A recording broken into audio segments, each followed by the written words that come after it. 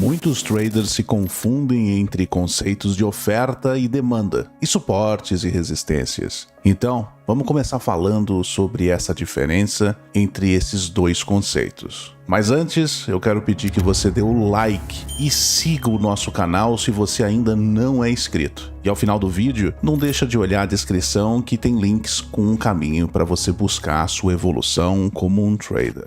O movimento do preço é um processo frequentemente assimétrico, onde as muitas trocas de opiniões entre compradores e vendedores criam um comportamento caótico. E ainda às vezes, compradores e vendedores se alinham sobre a mesma opinião e preço, o que cria um balanceamento entre oferta e demanda ao redor do preço, assim formando uma zona de oferta e demanda em um local específico dos gráficos. Zonas de oferta e demanda são conceitos avançados de suportes e resistências. Essas zonas são os locais que demonstram alta liquidez e ordens apregoadas a um preço específico. Uma zona de oferta é a área de preço acima do preço atual, onde há um forte interesse vendedor. Quando o preço alcança esse nível, as ordens são executadas e o preço se move para baixo. Essa é a zona de oferta, onde se encontram muitos vendedores. Nessa região, você encontrará muita pressão de venda, então o preço será rejeitado e cairá.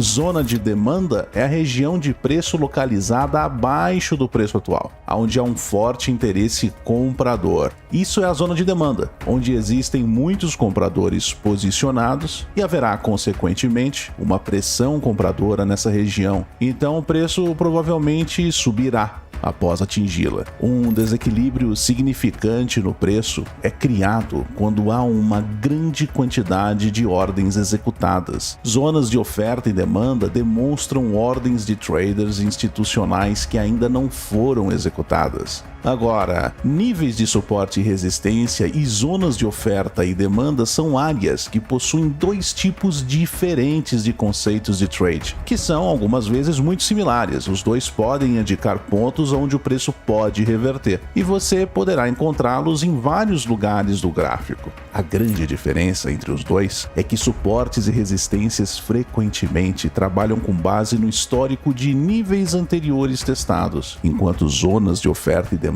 atuam em novos níveis. O conteúdo que você está vendo agora tem um enorme valor. São pequenos segredos e skills que te deixarão à frente do status quo e das narrativas populares na internet. Tudo gratuito e ao seu dispor. A única coisa que te peço é que seja grato e compartilhe o vídeo com outras pessoas. O like é de praxe. Faça isso agora mesmo, para não esquecer, depois que o vídeo explodir na sua mente. Suportes e resistências do trade são particularmente fortes quando esses já foram testados por mais vezes em tentativas de rompimentos anteriores. Alguns dizem que se o preço respeitou aquele nível várias vezes no passado, o nível de preço é significativo. Quando operamos suportes e resistências, a ideia central é que se o preço reverteu várias vezes, aproximadamente no mesmo ponto passado, então existem grandes chances de que ele faça o mesmo no futuro. Então, quando operamos baseado em suporte e resistências, você deverá identificar onde essas linhas estão localizadas no mercado. Você está procurando por pontos no gráfico onde as reversões iniciaram a preços similares. Aqui está um nível onde você pode observar várias reversões. Você pode ver que cada vez que o preço fechou próximo desse nível, ele reverteu. Sendo assim, o nível de resistência deve ser encontrado em algum lugar onde essas reversões no preço iniciaram. Aqui nós temos outra reversão novamente. Você consegue observar que cada uma das reversões se inicia a partir de preços similares, o que significa que há uma linha de suporte por aqui.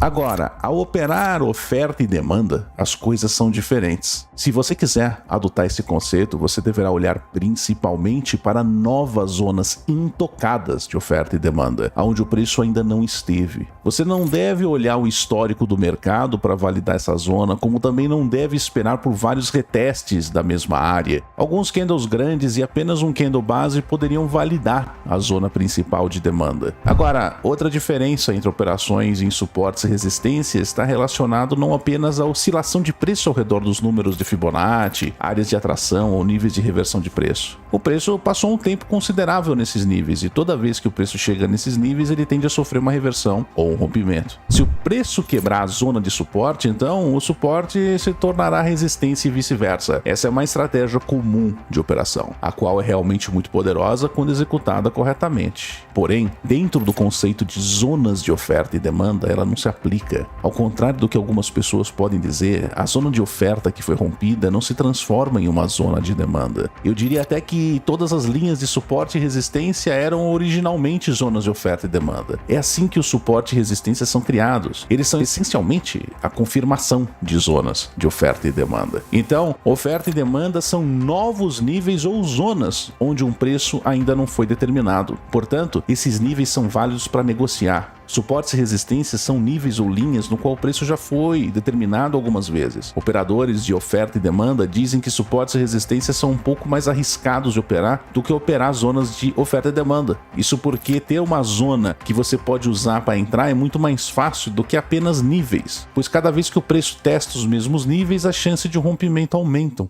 Provavelmente, o maior problema quando são criados níveis de suporte e resistências é o fato do preço falhar frequentemente em retornar exatamente no mesmo nível. Você sabe muito bem que você espera um retorno perfeito nesses níveis, diretamente no ponto de rejeição. Quando você coloca seu nível muitas vezes, o preço vai ligeiramente além do seu nível antes de reverter, ou reverte antes mesmo de tocar no seu nível. Porém, muitas vezes o preço se moverá ligeiramente além do seu nível antes de reverter, ou reverterá antes de tocá-lo. Isso pode tornar os níveis de suporte e resistência de negociações uma experiência frustrante, e é essa a principal vantagem em operar zonas de oferta e demanda. Elas oferecem a você uma área na qual o mercado deve reverter. Você não precisa encontrar um sinal de reversão se formando em um ponto exato, como quando você está operando níveis de suporte e resistência. Nesse caso, você tem uma zona inteira que pode usar para colocar suas ordens. Uma vez que o sinal tenha sido encontrado dentro da zona de oferta e demanda, é um sinal de que a rejeição pode se iniciar.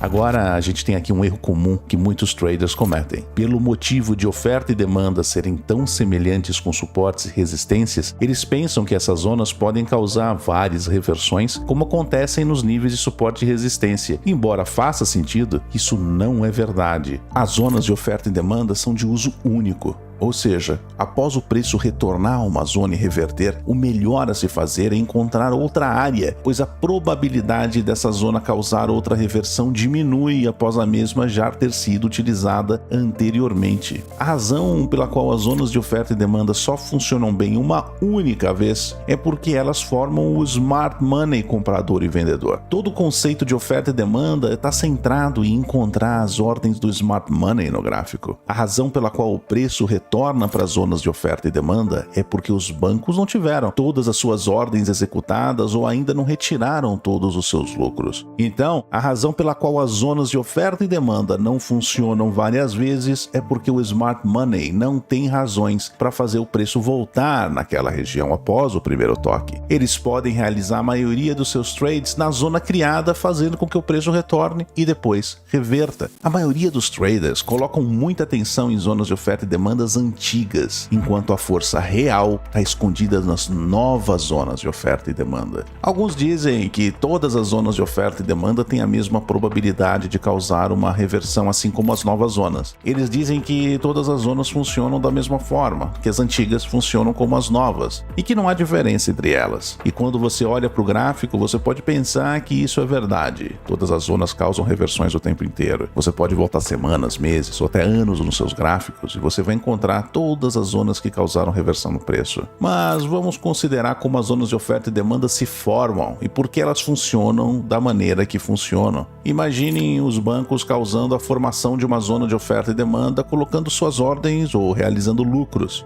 Então, eles fazem com que o preço volte para essa zona, porque eles não foram capazes de realizar todos os seus trades ou obter todos os seus lucros. Mas por que eles esperariam então meses ou anos para fazer isso, colocando um monte de ordens no futuro? Eles querem que o preço aumente, eles querem resolver a situação. Por que eles esperariam meses para obter o restante dos lucros ou até mesmo se posicionar em um novo trade? Para mim, simplesmente não faz sentido que bancos e institucionais esperem semanas, meses ou anos para fazer seu preço voltar a uma zona. Para para conseguir fazer algumas ordens que lhe restavam. Se eles quiserem colocar suas ordens restantes ou obter o seu lucro, eles farão o preço voltar nessa zona rapidamente. Eles não vão esperar tanto tempo, eles vão fazer isso o quanto antes. Tempo é dinheiro. Sendo assim, quando se trata de zonas de oferta e demanda e níveis de suporte e resistência, o fator tempo terá um grande impacto. O fluxo de ordem se reposicionará ao longo do tempo. É um fator matemático, estatístico, o que significa que a pressão de oferta ou demanda é mais provável e que então o fluxo de ordens que ainda esteja ali presente vão atrair. Sendo assim, quando se trata de zonas de oferta e demanda e níveis de suporte e resistência, o fator tempo tem sim um grande impacto. O fluxo de ordem se reposiciona ao longo do tempo. Ele busca as oportunidades naquele momento. Tempo é dinheiro. Os traders que estão naquela região vão reagir provavelmente a informações mais novas do que a preços antigos do histórico no gráfico. Então, uma regra simples é que sempre se concentre no que as estruturas de preço estão fazendo agora, no seu lado mais direito ao gráfico, e não lá atrás do lado esquerdo. O fluxo de novas ordens vai ser encontrada em estruturas recém-formadas. Se você quer ser rápido em detectar zonas de oferta e demanda, o que é absolutamente uma obrigação para entender, então concentre-se no lado direito do gráfico mais do que no lado esquerdo. Faça disso uma prioridade. E com certeza, o movimento do histórico do gráfico importa, o lado esquerdo sim importa, mas a curto prazo, o movimento do novo preço sempre deve ser uma prioridade. Encontrar zonas de oferta e demanda deve ser feito com alguma abordagem lógica. Muitas vezes os traders tendem a poluir os gráficos com 20 ou 30 níveis, onde todo o significado de antecipar as rejeições perderá o seu valor. Não faz sentido ter um gráfico completamente confuso, com níveis onde o trader espera que a cada micro movimento do preço ele vá testar alguma zona histórica e que aquilo se torne uma oportunidade. Quando se trata de plotagem eficiente de zonas de oferta e demanda no gráfico, existem várias variáveis que você deve seguir.